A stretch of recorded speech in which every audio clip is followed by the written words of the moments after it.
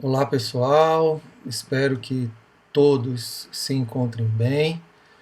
Nós finalizamos o nosso segundo módulo, né? E nós estamos entrando no terceiro módulo, tá? Então eu quero, como eu fiz no primeiro módulo, eu quero dar para vocês assim um feedback, né, das atividades que foram desenvolvidas até então, né? Lembrando que nesse segundo módulo nós tivemos o texto 2, 3 e 4, né, que são textos que tratam de maneira específica dos mapas mentais e conceituais e também suas articulações aí com a questão da aprendizagem significativa. E também tivemos o envio, né, da produção desses mapas, né, onde vocês elaboraram, né, os seus mapas.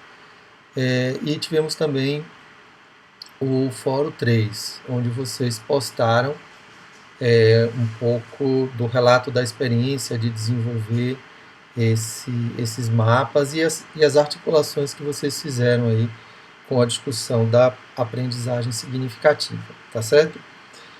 Antes de eu entrar nas questões propriamente ditas, né, das postagens de vocês, eu queria fazer alguns esclarecimentos. O primeiro é que, não sei se eu tinha dito isso no vídeo do primeiro módulo, mas, gente, a questão, né, dessa ferramenta, né, dos mapas mentais e conceituais, não existe, na verdade, assim, grandes mistérios, tá certo? Vocês puderam, vocês puderam experimentar que, claro, pode ser que um ou outro tenha tido uma certa dificuldade, mas não existe grande mistério, tá? Mas talvez o pulo do gato, digamos assim, né, seja a gente exercitar, né? É a gente exercitar. A gente precisa exercitar. Claro que às vezes a gente pode ir sim aperfeiçoando, né, sofisticando, né, a forma como a gente vai compor esses mapas, né, como a gente vai compor, por exemplo, a forma como a gente organiza o nosso raciocínio, né, o nosso pensamento, ou a forma como a gente vai compor um conceito, quando a gente vai compor uma teoria ou uma articulação de conceitos, tá? Mas a atividade em si ela não tem mistério. Contudo, o segredo está na própria prática, que às vezes a gente trava, né? Porque você tem um elemento criativo aí, né? De confecção. Às vezes a gente utiliza os softwares, que é possível. Eu vi que alguns utilizaram, você pode utilizar recursos diferentes, mas não deixa de ser uma produção sua. E, gente, esse exercício é fantástico, entendeu? E assim, e a melhor forma da gente se apropriar, para a gente trabalhar com os nossos alunos, ou enfim, nos diversos contextos educacionais que a gente trabalha, ou que a gente venha a trabalhar, é a gente exercitar, a gente se exercitar, a gente fazer isso com a gente mesmo, a gente assumir, assimilar isso como prática, né? É, por exemplo, quando eu vou dar uma palestra, vou fazer uma conferência, ou mesmo uma aula, né, eu sempre tenho um costume, ainda que de forma artesanal, simplória, entendeu? Eu tenho um costume de organizar as minhas ideias em um mapa. Né? Eu faço isso no meu caderno, faço isso às vezes no computador, num pedaço de papel. Né? Na minha tese doutoral, por exemplo, eu utilizei muitíssimo o recurso de mapas. Para quê? Tanto para facilitar o entendimento dos modelos conceituais que eu estava desenvolvendo, né, na minha pesquisa, como também, né, para exemplificar. Então, alguns desses mapas foram colocados na tese, né, para exemplificar, para mostrar, né, para facilitar o entendimento ao leitor, né, daquele trabalho. Tá? Então, é extremamente útil. A gente tem um outro ponto assim que é né, muito, muito importante e que eu observo dificuldades, né? Muitas pessoas têm dificuldades, e não só crianças e adolescentes, adultos também que estão na universidade, que estão no mestrado, que estão no doutorado, muitas vezes têm uma dificuldade de abstrair, né? Eu tive recentemente numa defesa e que a pessoa ela ficou o tempo todo trazendo só exemplos de situações muito concretas. Ela tinha uma dificuldade de abstrair. Na hora que era necessário abstrair para ela trazer, né, o modelo conceitual, ou trazer uma explicação, né, do fenômeno, né, do objeto de estudo dela, que requer uma abstração, ela não conseguia.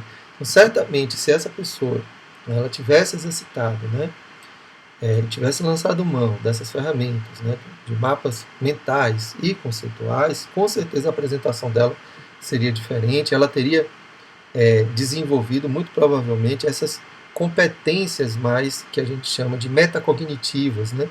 Então, o uso dos mapas mentais e conceituais, eles não só têm vamos dizer assim, um efeito, né, um desdobramento do ponto de vista de melhor assimilação do conteúdo, de entendimentos, né, tanto para quem está produzindo, porque organiza melhor suas ideias, apresenta melhor suas ideias, como para aquele que vai estar ali escutando aquela aula, enfim, aquela palestra, ou lendo aquele material, olhando, né, para aquele modelo.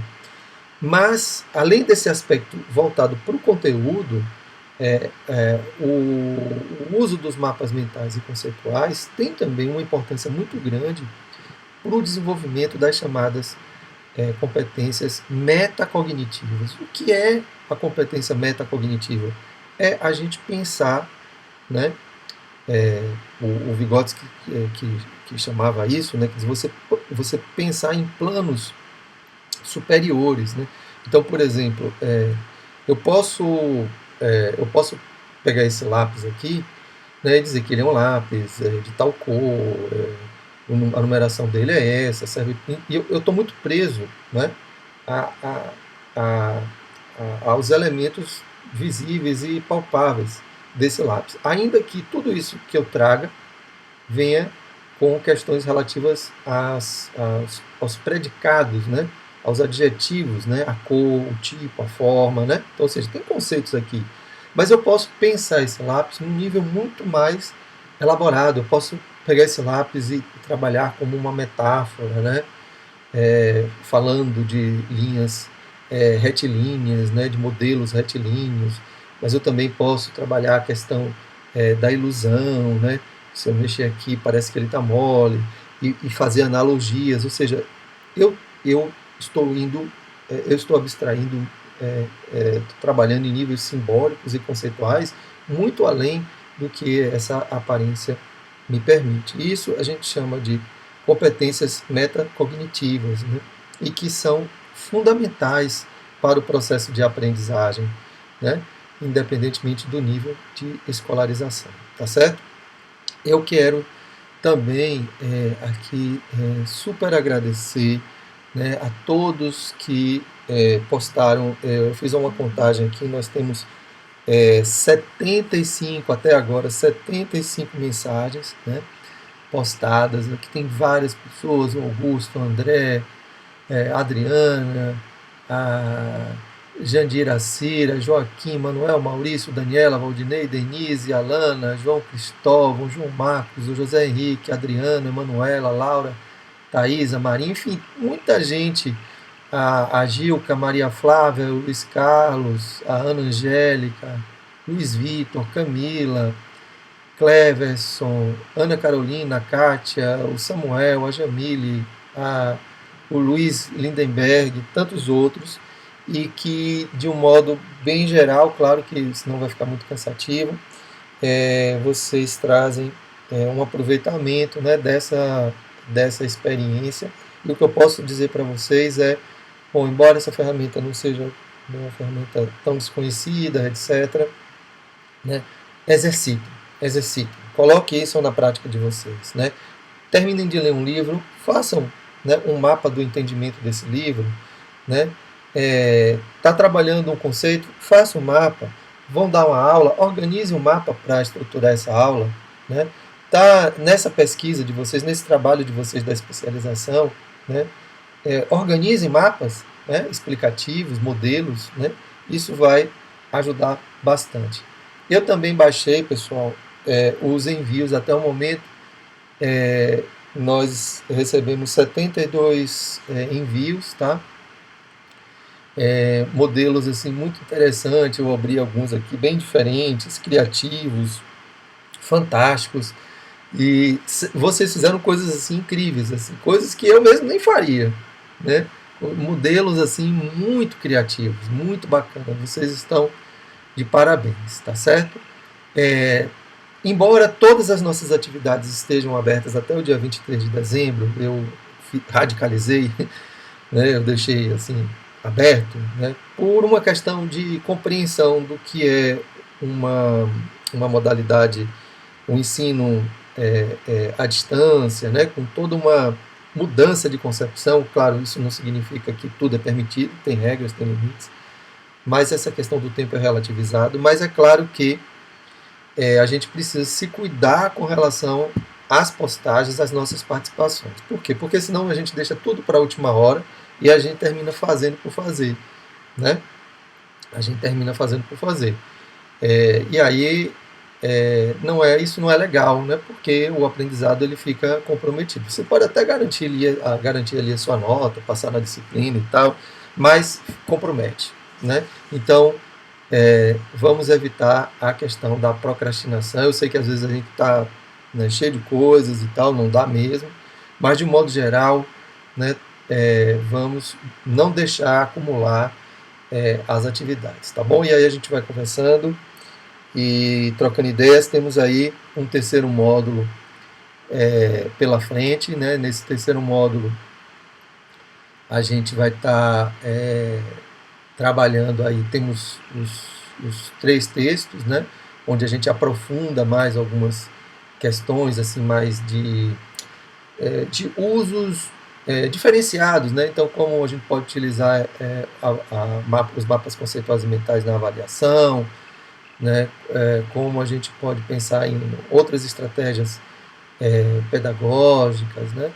E aí a gente vai ter também a questão dos softwares, né? E um fórum onde a gente vai compartilhar as nossas reflexões, tá bom?